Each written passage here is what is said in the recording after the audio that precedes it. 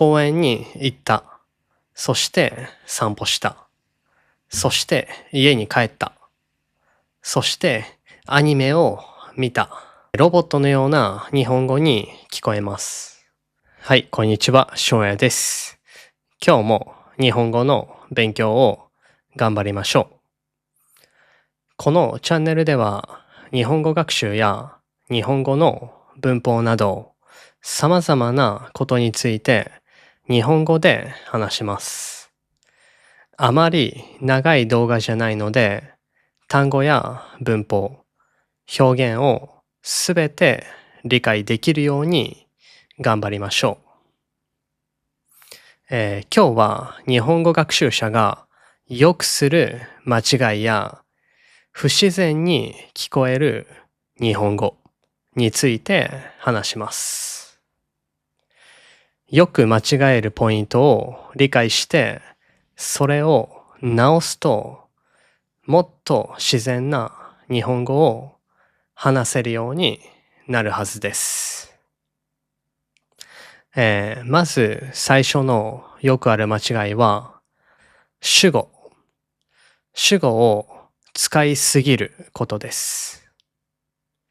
英語では I went to the store, I bought sashimi 主語をよく使いますが日本語では文脈から主語が誰かわかるならスキップしても大丈夫です。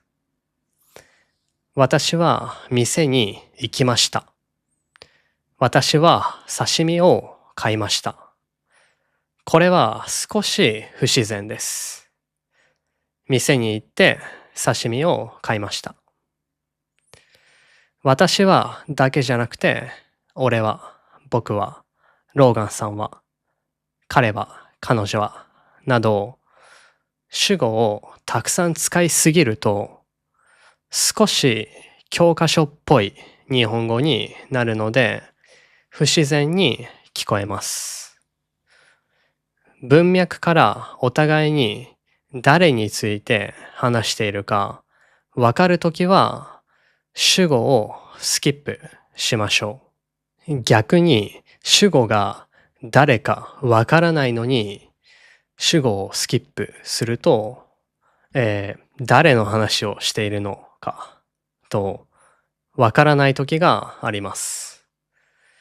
難しいですが、文脈や状況に合わせて主語を使うか、使わないか決めた方がいいです。二つ目はパーティクル、助詞の間違いです。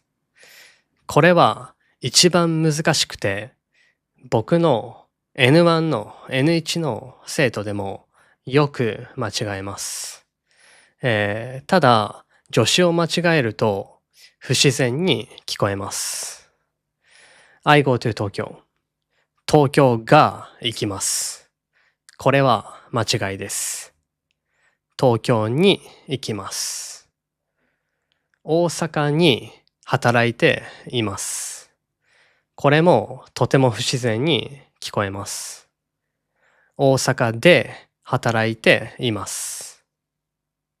助詞を勉強するときのコツは、最初から完璧を目指さないことです。たくさん聞いて発音してパターンを覚えましょう。たくさん間違えながらパターンを覚えていきます。間違いやすい助詞のパターンは、トムさんはエンジニアです。トムさんがエンジニアです。はとがの違い。東京に住んでいます。東京で働いています。にとでの違い。日本語が好きです。日本語を勉強しています。おとがの違い。このような間違いやすいパターンに気をつけて勉強しましょう。三つ目はカジュアルな日本語と丁寧な日本語をごちゃ混ぜにすることです。個人的にこれは一番よくある間違いだと思います。昨日友達と出かけました。超楽しかった。出かけましたは丁寧語ですます。丁寧語です。超楽しかったはとてもカジュアルな言葉です。一緒の文章で使うと不自然に聞こえます。基本的に日本語を話すときは丁寧語ですますかカジュアルな言葉を使うか一つ決めてそれを使い続けます。これが基本です。昨日映画を見ました。面白かったです。昨日映画見た。めっちゃ面白かった。ポライトフォームとカジュアルフォームのコンジュゲーションをマスターしないといけないので難しいですが、まず話す相手に合わせて敬語を使うか丁寧語を使うかタメ語カジュアルな言葉を使うか確認をしてそれを使い続けるようにしてみてください。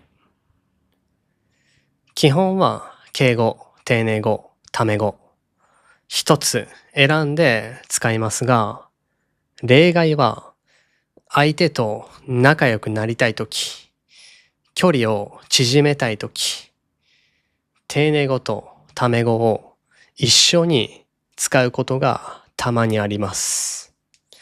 詳しくはこの動画を見てください。よくある間違い4つ目は形容詞、アジェクティブのミスです。日本語にはい形容詞、な形容詞、2つあります。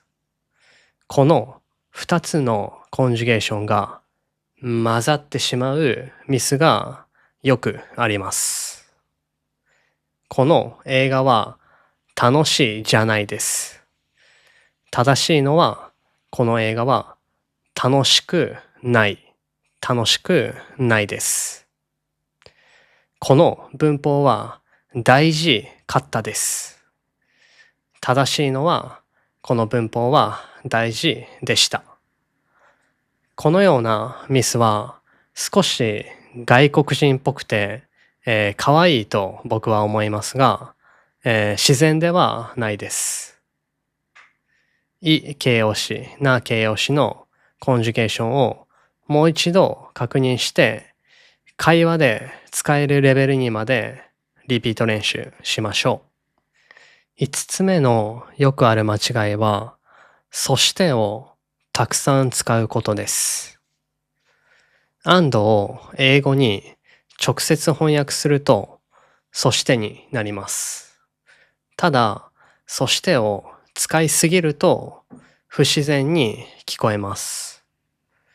公園に行った。そして散歩した。そして家に帰った。そしてアニメを見た。ロボットのような日本語に聞こえます。公園に行って散歩して家に帰った。何々てフォームの使い方はこの動画で解説しているのでぜひチェックしてみてください。最後に自動詞、他動詞、トランスティブ、イントランスティブの間違いをすると不自然に聞こえます。英語ではI close the door, the door closed 同じ単語を使いますが日本語は少し違います。日本語の勉強を始まりました。これは×。ネイティブの日本人にとって不自然に聞こえます。日本語の勉強を始めました。これが正しいです。電気を消しました。電気が消えました。自動詞と他動詞をペアで覚えてが自動詞、を他動詞。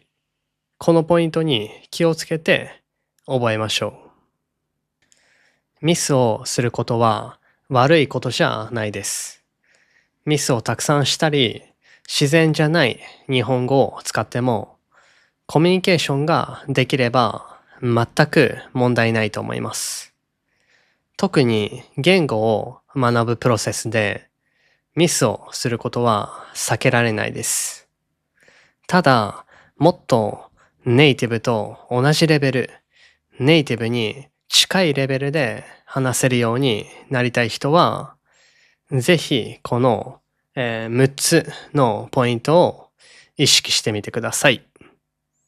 はい、じゃあ今日も最後まで聞いてくれて本当にありがとうございます。以上です。